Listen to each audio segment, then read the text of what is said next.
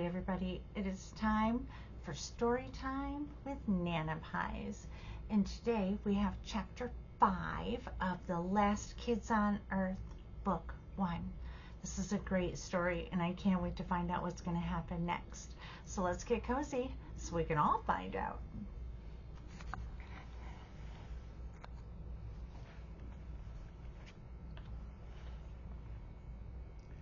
Chapter 5. The undead freaks come at me in a wave.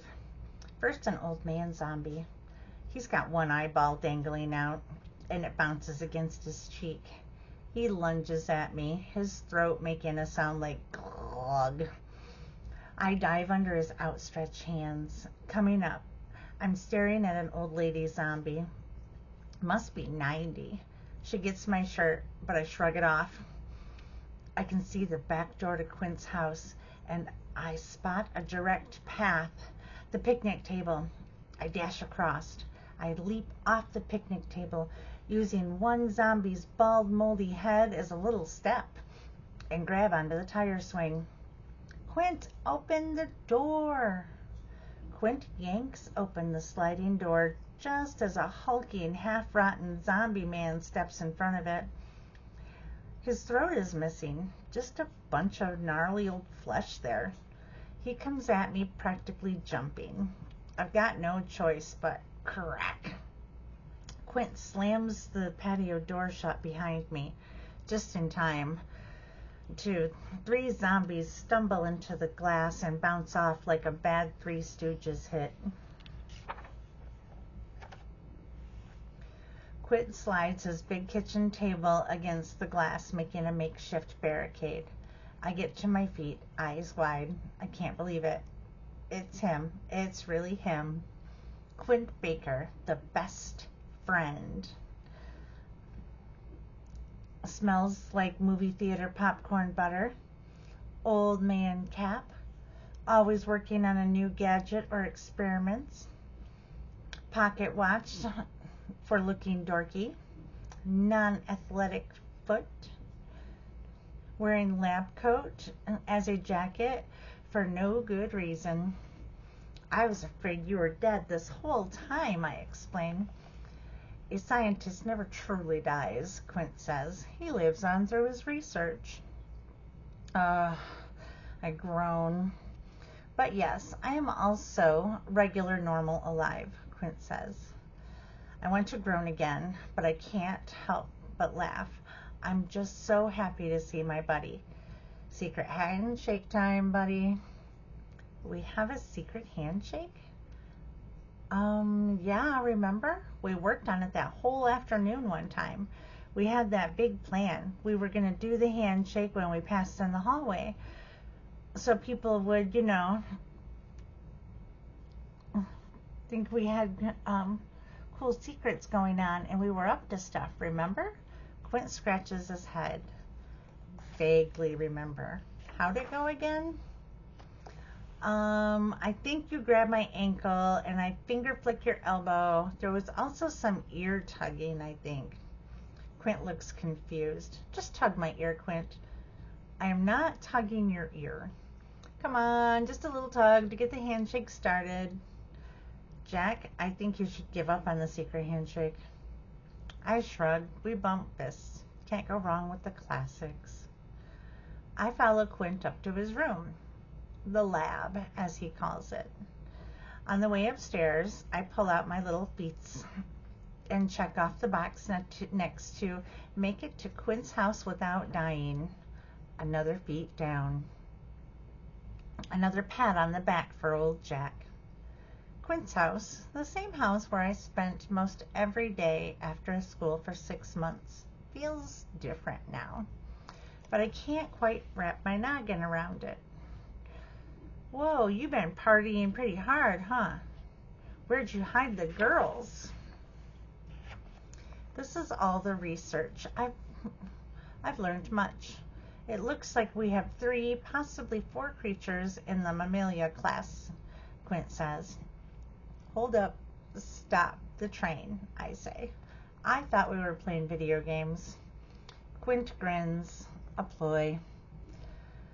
Sigh. I was right. It was a trap. Quentin continues. I'm about to begin classifying them by genius and species, then grading their skill set and abilities.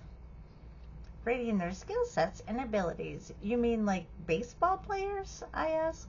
Quint rolls his eyes. No, Jack, not like baseball players. Like X-Men? I ask. Quint grins. A little. Hey, I say, suddenly realizing why his house seems so different. Where are your parents? Quint is silent for a moment. He stares at the floor like he's studying it. They were on vacation, remember? So I don't know. I'm hoping they're out there. Somewhere. Maybe out west. Safe. Oh, I say softly. And what about that weird babysitter they left you with? Oh, she got zombified straight away. I laugh. Sort of half laugh. No less. 1/3 laugh. After that, we just sit for a while. Neither of us really speaking. I cough into my hand and say, hey, Quint, is it true that there was what was on the news those first few days, that the monsters and zombies came to the East Coast first, so everyone went west, and out there the army was like prepared to stop them? Quint looks up at the ceiling. He thinks for a moment. I have no idea. I only know as much as I see. And what do I see? Monsters and zombies everywhere. Very few survivors.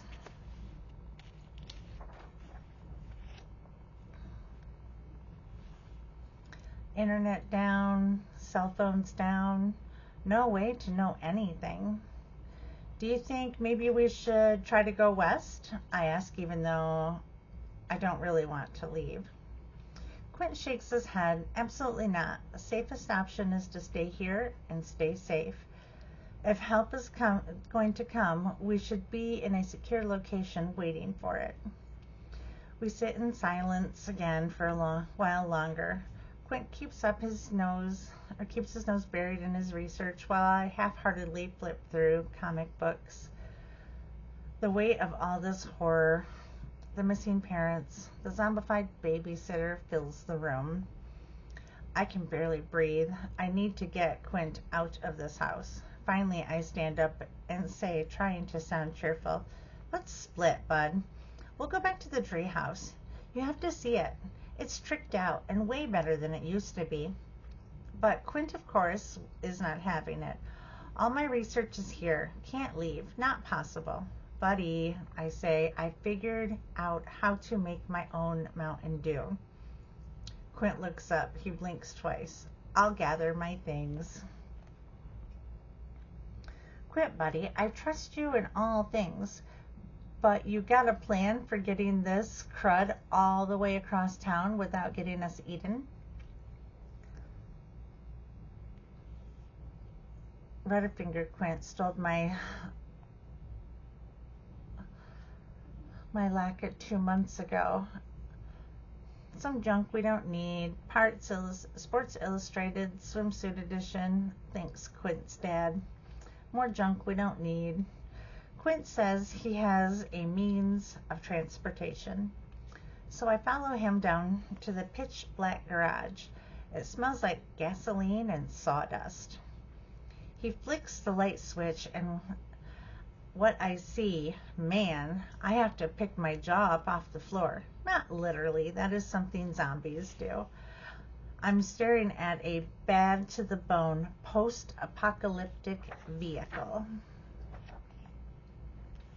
We spend the next hour stuffing all of Quint's research and equipment and action figures into Big Mama.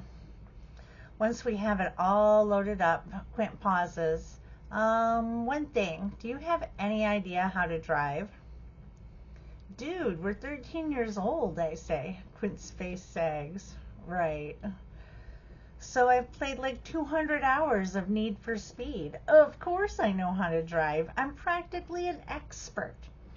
Jack, smash! We get back to the treehouse with no major issues. Only roadblock is a zombie horde outside the old skating rink that forces me back toward the center of town, back past the ruins of the CVS. Passing the stores remain, I slow down just long enough to see if Blarg is still hanging around. I don't see him. That worries me. Blarg is out there, somewhere, and he has my scent. But I push the thought to the back of my mind. Today is a good day, and I'm not ruining it with thoughts of ginormous beasts. And tonight is even better. Quint and I are cooking up Mr. Goodbar s'mores and getting ready to play some Mario Kart. For the first time in a long while, everything feels right. Quint has been found, and now I'll use his mega smart science brain to help me find June Del Toro and complete the ultimate feat of apocalyptic success.